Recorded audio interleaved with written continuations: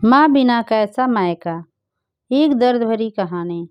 बच्चों की गर्मियों की छुट्टियां लगी अभी 2 दिन ही हुए थे। सुबह सुबह पापा का कॉल आ गया। बोले बेटा कब आओगी। मैंने अनमने मन से बोल दिया पापा कुछ पक्का नहीं है, ऋषि टूर पर गए हैं, उनके आने के बाद देखती हूँ। पापा की आवाज़ रुआसी हो गई।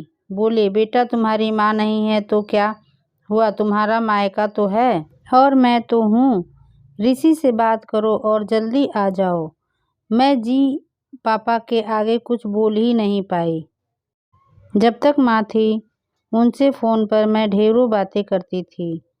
गर्मियों की छुट्टियों में मैं 10 दिनों के लिए मायके जाती थी। वो सुख किसी जन्नत से कम नहीं होता था। बच्चों से ज़्यादा मुझे गर्मी की छुट्टियों का इंतज़ार रहता था। पर जब से माँ गई मेरा मायका जाने का मन ही नहीं करता। ऐसा लगता जैसे मेरा मायका ही ख़त्म हो गया। एक सूनापन, एक खालीपन सा मेरी ज़िंदगी में भर गया था। पापा एकदम शांत स्वभाव के थे और कम बोलते थे, पर सबकी ज़रूरत का पूरा ध्यान रखते थे। ऐसा नहीं कि मैं पापा को प्यार नहीं करती थी, पर बचपन से मैं माँ के ज़्यादा करीब थी, या यूँ कहूँ कि वे मेरे दिल के सबसे करीब थीं। अपने सारे सुख दुख एक सहेली की भांति मैं उनसे साझा किया करती थी। आज सुबह सुबह पापा का कॉल आया तो उन्हें मना नहीं कर पाई। पापा का दिल रखने के लिए ऋषि से बोलकर अगले ही हफ्ते के टिकट करवा लिए और पहुंच गई मायके। जैसे ही दरवाजे पर पहुंची माँ की याद आ गई।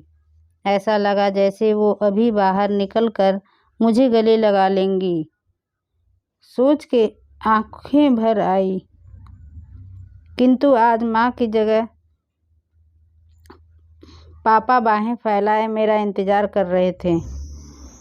सालों बाद पापा को गले लगा के खूब रोई। पापा ने अपने आंसू छुपाते हुए प्यार से मेरे सिर पर हाथ फेरा तो दिल थोड़ा हल्का हो गया। बहुत दिन बाद पापा को देखा, कमज़ोर लग रहे थे। वैसे तो भाई भाभी और पापा सभी मेरा बहुत ध्यान रख रहे थे। बच्चे तो अपने खेल और मस्ती में व्यस्त हो गए थे, पर ना जाने क्यों मेरी नज़रें हर पल जैसे माँ को ही ढूंढती थी। आज भी पापा पहले की तरह रोज़ खाने के बाद मेरी पसंदीदा मटका कुल्फ़ी लाना नहीं भूलते थे। भाई भी बच्चों को कभी पार्क, कभी चिड़ियाघर तो कभी बाजार घुमाने ले जाता था। भाभी भी रोज़ मुझसे पूछकर मेरी पसंद का खाना बनाती। सब कुछ पहले की तरह ही था, बस माँ नहीं थी। इस बार मायके में मेरा दिल नहीं लग रहा था। माँ की कमी मुझे बहुत खल रही थी।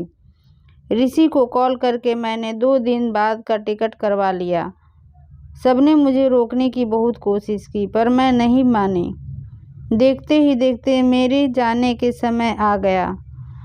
आज शाम की ट्रेन से मेरी घर वापसी थी। मैंने सामान पैक कर लिया था, बस पापा का इंतज़ार था। पापा बिना बताए पता नहीं सुबह से कहाँ चले गए थे। उनका मोबाइल भी नहीं लग रहा था। मन घबरा रहा था, बिना बताए आखिर गए कहाँ। इधर मेरी ट्रेन का समय भी होता जा रहा था। समझ नहीं आ रहा था कि क्या करूं। तभी पापा का कॉल आया। बोले गुड़िया तुम लोग स्टेशन पर पहुंच जाओ, मैं वहीं पर आता हूं। हम लोग स्टेशन पहुंच गए। ट्रेन समय पर थी। पापा स्टेशन पे हमारा इंतज़ार कर रहे थे।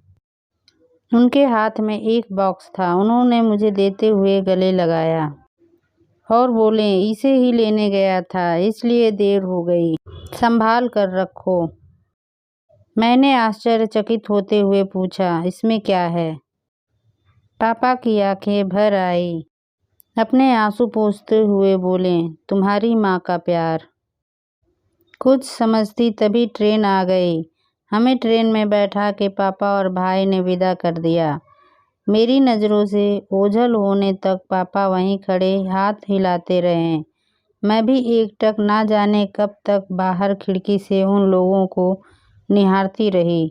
तभी बेटे ने आवाज़ दी और मेरे हाथों में एक चिट्ठी थमाते हुए कहा मम्मी नाना जी ने ये आपके लिए दिया है।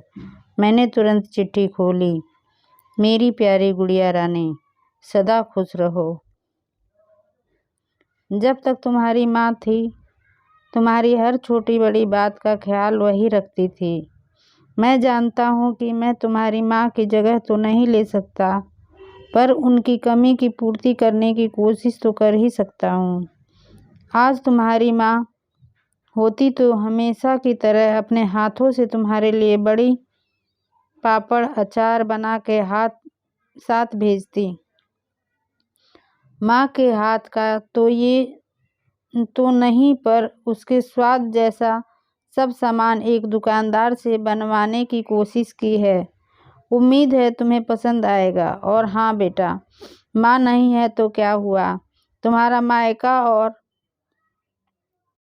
हम तो हैं। पहले की ही तरह तुम्हारा इंतजार रहेगा।